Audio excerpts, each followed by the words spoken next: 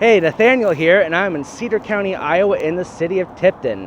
Cedar County was formed on December 21st, 1837, and it was partitioned off of the super county of Dubuque, which was common at the time.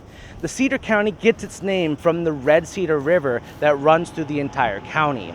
It is also the only county in Iowa that gets its name from a tree. Now, after Cedar County was founded, its initial county seat was Rochester. However, in 1840, Henry Higgins plotted out the city of Tipton, and as the city grew, the county seat was moved from Rochester up to Tipton. Tipton was incorporated finally on January 22nd of 1857. It gets its name from General John Tipton, who was a personal friend of Henry Higgins. Now, John Tipton, he was born on August 14th of 1786 in Tennessee. But after his family was, many members of his family were killed in Indian raids, his family decided to move up to Indiana, where what is now Indiana. He was a soldier during the War of 1812, eventually getting the rank of Brigadier General. Many of the battles that John Tipton fought, the battles eventually took his name in part.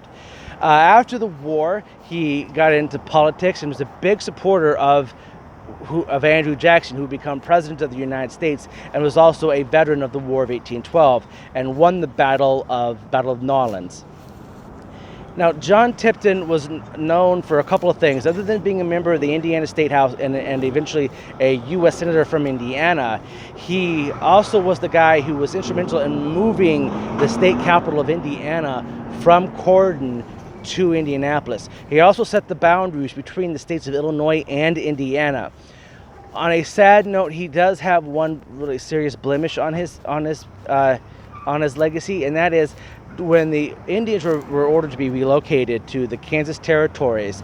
Andrew Jackson appointed John Tipton to be part of that relocation, to actually start the relocation. This relocation effort is now known as the Trail of Tears, or the Trail of Death, and this is just a part of U.S. history that we should, be aware of and understand. Now, Cedar County has a couple of things that are really interesting tidbits about it.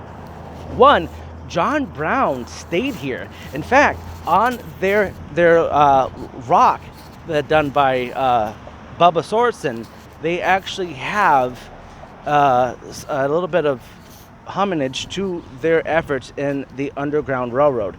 Cedar County was a huge depot for the Underground Railroad leading up to the Civil War. And like I said, John Brown actually stayed here just south of Tipton before he was killed in his raid. The city of Tipton has grown. It does have this is their third courthouse.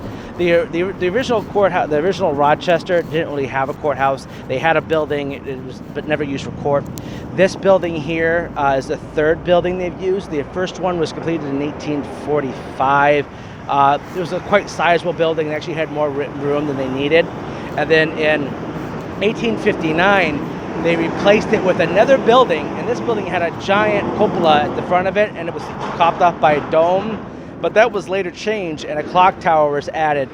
But by the 1940s, the cupola had become unsafe, and they had to start removing the tower. And the building as a whole was really becoming unsafe and unusable. So in 1965, they commissioned this building, and this building has been in use since 1965. A couple of other really interesting tidbits about Cedar County. This was a place of the Cow War.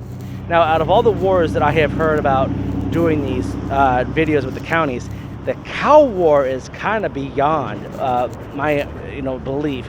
It all started out because of tuberculosis. This was during the Great Depression, and so farmers were really particular with anything that dealt with their livelihoods and their livestock. Well, this was during the tuberculosis being a really scary aspect of daily life. And it was believed that cows were getting tuberculosis and that they were transferring it to humans through their milk. So all dairy cows starting a law passed by the Iowa legislature in 1929, required all the dairy cows to be tested for tuberculosis. If they were caught with it, the cows were destroyed and the farmer was compensated. However, the farmers did not believe they were being compensated enough for their cattle and their livelihoods, because this was during the Great Depression, so every cent mattered. Now, the people in Cedar County went to Des Moines and tried to lobby against this law, because they believed that sometimes it was fraudulent, that there was a lot of back dealings. The state legislature said, we're not buying it. This law is in effect.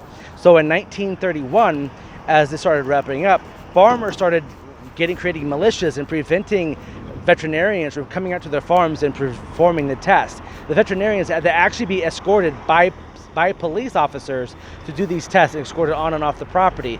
Well, this came to a head in September of 1931 when a band of militia led by Jake Lecker and by Paul Moore ended up getting put down by martial law by the then Republican Governor Dan Turner, who sent the National Guard out to put down the cow rebellion. Lecker and Moore were arrested and sentenced each 3 years in the state penitentiary, neither of which actually served much of their time before being paroled. The cow war did last a little while after this, but there wasn't so much violence. And by 1935, things had kind of settled down and the cow war had ended. So, couple of things I want to talk to you about on the grounds here in Tipton. As you know, many of these county seats have these rocks, these freedom rocks. They're painted by Bubba Sorensen. He's a member of the Iowa State Legislature in the Assembly. This one is actually kind of hard to talk about because I get teared up, because they actually show, and they have a list here, a list that has the people's names, but the actual faces of some of the soldiers that were here. This is a Civil War veteran, and these three men here are recent. They lost their lives really recently here from Cedar County, and their faces are represented. And we have a nurse from World War I, and we have children showing the future of Cedar County, and the color guard from naval officers. The grounds here, if you can see, these bricks all have the names of veterans in them, in memory of the different people who served in the Iowa National Guard and in the U.S. Armed Forces. As I do this full Grassley video, one of the things I'm showcasing is that absolutely every single county in the state has a memorial to the war dead. Now, this isn't uncommon across the country. I travel quite extensively and I see these all the time. But for Iowa, it's more personal. Because, like I said in many of the videos, Iowa, when the national average for people serving from each state into the armed services is roughly about 1%. In Iowa, it's routinely over 7%. And we're still known as the number one recruiting place for members of the CIA, the FBI, Secret Service, other aspects of the Homeland Security. Iowa brings it. And so all these armed conflicts and Iowa knows sacrifice more than I believe most states do, just because of the number of our young men and women who go and serve in the armed forces. So it's very personal for each and every single one of Iowa's population, the importance of memory and supporting our troops and showing respect for our flags. So I just wanted to make sure that people do know. I want you to come to Tipton. I want you to. This is a beautiful city square, really pretty area. I want you to come here. There's a sheet here that talks about each of the individual names, and I want to leave that for you to come and get to experience the raw emotion that I got to experience reading it, because that's part of the shared experience. Is that emotion from these real people that their families walk past us and see their faces every day. So that's the gist of Cedar County and the city of Tipton.